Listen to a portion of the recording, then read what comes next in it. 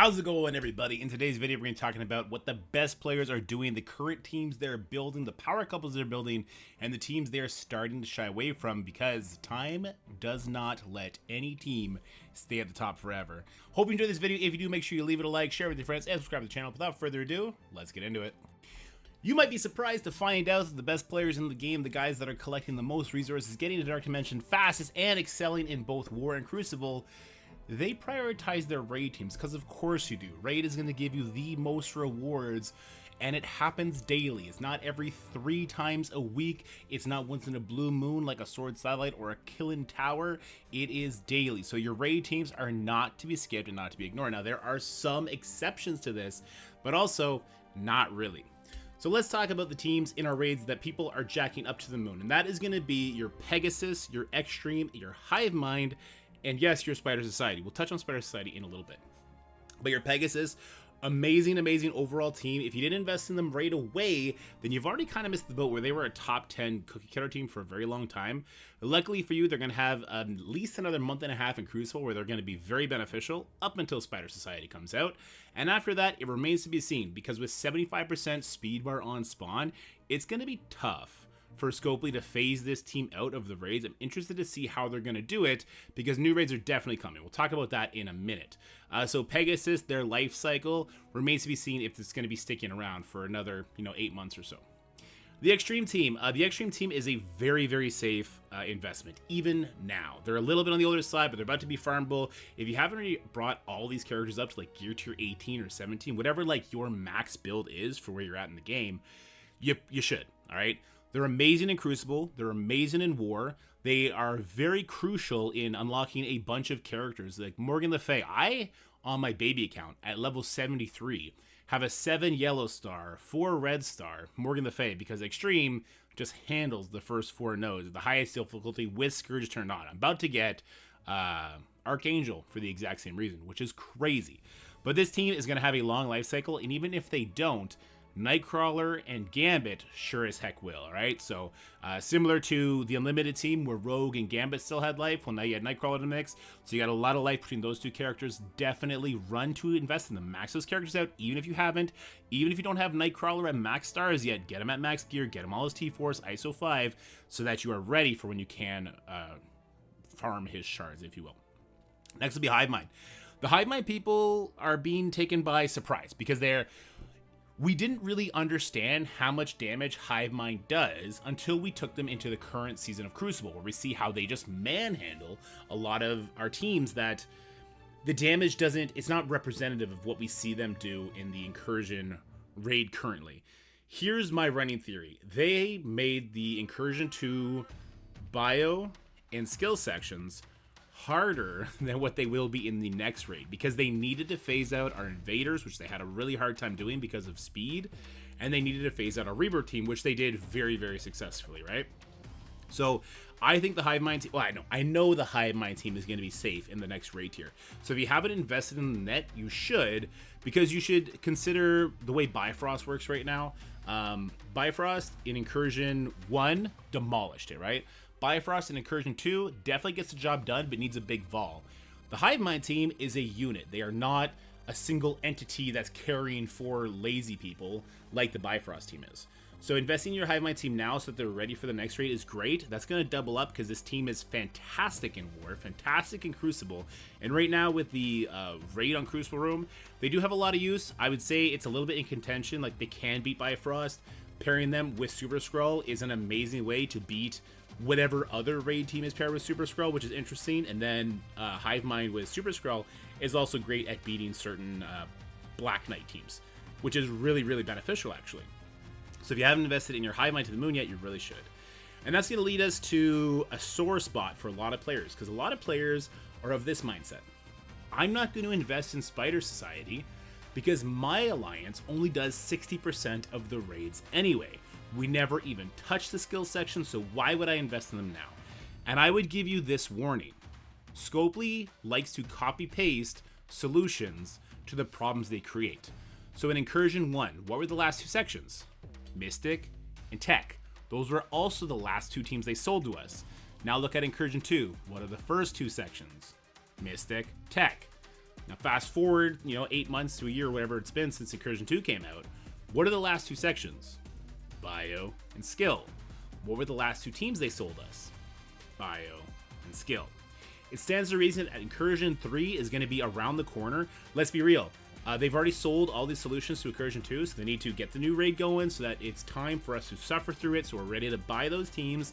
So it's around the corner, and I would not be surprised if the bio and skills sections are the first two up on deck. So no, you should not skip Spider Society, because here's the thing. Like all of you, and myself, humans in general tend to spend what they got, all right? That's why credit is out of control in the Western worlds. So if you're not investing in them now, I would not be surprised if you're investing T4s into your other Crucible team, into your war teams, same with your gold and everything. And then when Incursion 3 comes out, 3 to 6 months max from now, and you're staring at the first section of skill and your invaders cannot touch it, and you got to start Spider Society from scratch, you're going to be screaming, there's not enough gold in the game, there's not enough training materials in the game, there's not enough T4s, I can't get enough T4s because I'm not in a top 10 alliance, I can't get into a top 10 alliance because I don't have enough T4s to bring up my raid teams. It's a vicious cycle. Meanwhile, you're standing there with a fully T4'd out new Avengers for war when you didn't need that. All right, so at least get these guys up to level 70 with the proper T4s on if you're not using them in the raids currently and you don't plan on using them in Crucible. At least get them to that working order so when they do come out, it's not going to be as bad. Because let's also, let's look into the future. What other teams are going to come out when the next raid comes out? Maybe it'll be the next arena team that you need to invest in. So that's why the best players in the game, they never skip a raid team. It's not something that you should do because it will come back to bite you in the ass. Teams that are going to be falling off, obviously the Bifrost team, they're not going to survive the next raid tier. Pegasus, I would assume they also find a way to kill them off, probably with like a super scroll on each node or something silly like that. But they're going to have to kill Pegasus as well. The Extreme team is probably going to be in the same position Deathseed was, where they can function in the raids. They might need a substitution, whether it be Apocalypse, Professor Xavier, or Rogue. But they're probably going to have a shorter life cycle. And then Hive Mind and Spider Society are very, very safe. So that's what the best players in the game start with, is their raid teams. Let's move on and let's talk about what I think are the most fun teams in the game. All right, the most fun teams to invest in the game are going to be your crossover teams. These are teams where they might have units that you use in Arena, they might have units that you use in War or as a full unit in War and in Crucible at the same time, and they also work in Sword Satellite, and they also work in the Kill and Tower, and blah, blah, blah, blah, blah. You use them every single chance you can use them as far as tags go, you're going to drop them in. And right now, the three most heavy crossover teams in the game are going to be your Cabal, your Superior / Sinister Six, and your Secret Defenders. Now, Secret Defenders are definitely on the lower end of this. Right now, they're kind of a defensive staple, but I wouldn't be surprised in Crucible if you start seeing Black Cat and Robbie Reyes coming over to the offensive side to deal with their mirror match, just with a different sort of speed advantage. That was a weird word. So I wouldn't be surprised if we start seeing that, which would actually increase their value in my opinion, because I put a lot more value on offensive teams than I do defensive teams. So let's talk about this. The Cabal team.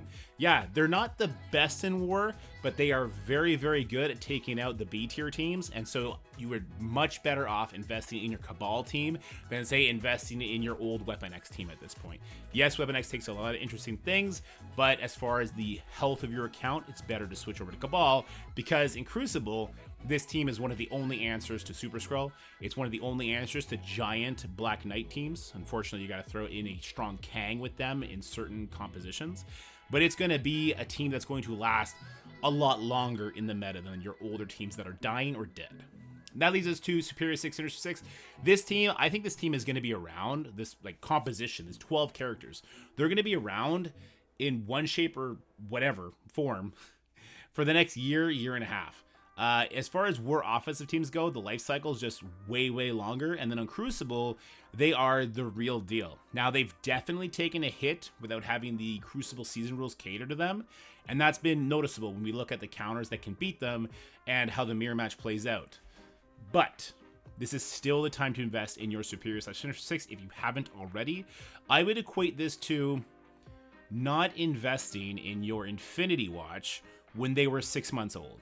The Infinity Watch is still around in the game right now. I would not be surprised if there is a Superior 6 version of the team that is still around 2.5 years from now. I just wouldn't be surprised.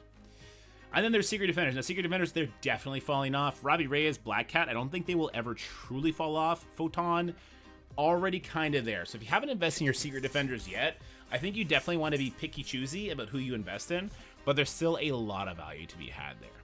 All right, let's go talk about some of the less fortunate teams that are kind of dying. Your dying teams. Yes, this is girl power slide, unfortunately. A lot of our really, really strong teams that kind of defined meta not more than like 6 months ago, they're starting to struggle. So you think about Masters of Evil. Well, I just sort of alluded to it. A big Black Knight team with like a Super Skrull in there, or maybe an Apocalypse, it demands more than just Cabal. All of a sudden, you start trying to look at your Kang. You're like, hey, Kang is kind of the fast character. He hits multiple times. He can get that crit out there early. The extra damage from Iron Patriot's kind of the only way, if I'm facing a really, really big Black Knight, that I can kill him before his passive annihilates my team. And so without Kang, the Masters of Evil quickly starts falling apart. I would say there's still a little bit of value in Titania and Kang as a unit kind of working together, because she hits incredibly hard and sets the stage with more vulnerables, ability blocks, disrupts, stripping buffs, that sort of stuff. But as far as like Moonstone, Ultron's been dead, and Absorbing Man's still going to be a good plug and play character, but not nearly to the state he is. Like, you're not going to want to build him up for efficiency's sakes at this point. But yeah, Master of Evil definitely on the downward slope in a really big way, because Cabal just kind of screams for Kang to come join them in the very, very big matchups. Darkhold, yes, Morgan has seemingly found a couple other friends that she wants to play with. Again, she can switch on over to the Cabal team, being a villain that works pretty fast with some good speed meter manipulation on her side. But also she's starting to slot in with like Secret Defenders to face off against New Warriors. I've seen her on defense with Gamma to try and shake things up, because Darkhold just has too many counters in War and Crucible at this point for it to be a viable option, especially in Crucible. Crucible is going to be a big talking point when we talk about dying teams, because there's only 6 rooms, and the room stages really kind of dictate the kind of characters and teams that you can bring in. That'll lead us to the New Warriors. Now, the New Warriors definitely still have a place in the Crucible meta. In the War meta, they're about to be dead, right? When the War season is over, that's giving them all the benefits, they're gone from War, even though War is only a 10-room game mode. In Crucible, they're definitely struggling. In the current stage 6, where you want to use them, you want to use them to take on Secret Defenders, because they're kind of built to only be able to do that. Like, they can't fight Extreme. They definitely can't fight a raid team with the speed that the raid teams are getting. Infinity Watch, it's a really, really bad efficiency sink, because the Infinity Watch has immunity. And against Black Knight, they're fairly good. But if the opponent puts like the right characters of Black Knight, it just doesn't work, right? That leaves you with stage 6, which is like Secret Defenders with maybe a Dorm, maybe a Morgan, maybe a Noir, whatever the case may be. It can work. There's substitutions you could use in place of Dagger to make it better, like Apocalypse with New Warriors, I hear does work against Secret Defenders, Dorm, Morgan. But it's ugly, and that is the sign of a dying team. If that team max with a character like Apocalypse is still struggling against a non-mode specific team, this means that they're on death's door as far as the game mode goes. And again, that kind of is just the life cycle of Crucible teams that don't have Crucible offense and defense tags, because they are so heavily on the offensive side. They will be phased out of Crucible very soon. Unfortunately, I really like the team. I wanted to find more reasons to invest in Firestar, but I just couldn't. All right, that'll lead us over to Spider Weaver and Tangled Web. So Weaver is always going to have some uses. She has such an interesting mechanic, a turn 1 stun trauma, some speed bar generations, offense up permakills. She's always going to have a spot. But in the places we want to use her, because Darkhold is kind of getting ripped off defense because it was just too efficient of a matchup, we start subbing off 29.9. Now this sucks, because I always looked at 29.9 Weaver as like the Eternals. Like, they were a package deal. You know, 29.9 lined her up, then she got her passive out there. She was hitting the defense down. It was a really, really strong combo. But with the way teams are now, with their speed mechanics, they kind of crush 2099. They punish him if he does go first and kill him almost instantly. And yeah, Weaver does her thing, but then you're still at a 4v5, right? But it seems like Weaver is going to start playing a role more similar to like a Quicksilver, or to like what Nova does, where she's going to plug in. So it could be like Weaver with the Eternals and Big Time Spider-Man. They could take on the Out of Time team, because Big Time can, you know, take all the buffs off of Black Knight, then she could stun him, the Eternals can kill everybody. But once again, if they don't put just straight out of time and they put more interesting characters up there, it's going to be a struggle. So I would be careful about investing more into Tangled Web. Noir is obviously safe because of Spider Society. Weaver is probably the only one I would invest in now outside of him because of her Scopely original tag and her interesting mechanic that she brings, right? I would also say, I think the developers realized how strong her charge mechanic is because they started building teams or certain characters to exact counter it, right? You think about all the unavoidable attacks on the Secret Defenders. You think about the New Warriors getting the accuracy, Spider Slayer getting the accuracy. Everything Super Skrull does is unavoidable. Same with Apocalypse. Cabal gets the extra accuracy. So it seems like every single team they've been bringing in, they've had to equip that to their passives to fight off what Spider Weaver does. But who knows? Maybe Spider Weaver is going to make a comeback with the Spider Society team in the raid stage. We're going to have to wait and see. But for now, it's hard to invest in Tangled Web, especially 2099. And then there's the Infinity Watch. Yeah, the perennial team that never ever dies. Stats are just starting to catch up to them. There's nothing besides that. With every new raid team, every new Crucible and War team that gets released, the stat difference between the Infinity Watch and the teams that are ahead of it, they start to matter more and more and more. So if you haven't already maxed out your Infinity Watch, it's time to jump off that boat. Definitely don't waste it on Infinity Watch at this point, unless you're just topping it up kind of thing. Otherwise, it's way too big an investment. All right, now unfortunately, let's go talk about the dead teams from Marvel Strike Force. All right, guys, these are the dead teams in Marvel Strike Force. You shouldn't be surprised to see some raid teams on here. We got Archangel and the Death Seed members. Of course, you got to build them up for Apocalypse if you haven't already. Hopefully, within the next few months, that's going to change. But right now, it's still a necessary evil. Same with the entire Unlimited team, right? But with Extreme replacing them in raids and with the whole team not really fitting into Crucible whatsoever, they're kind of just like a C+, B- war team at best. So definitely not the time to invest in them. Definitely don't take any of them to Gear Tier 18 or 19 or anything like that. Just not the move. And that's going to be the same thing for Invaders. Yes, Invaders can work in Incursion too. And yes, you might be sitting at the gates of skill at level 95, Gear Tier 17, thinking, you know what if I just put level 100 on all these characters?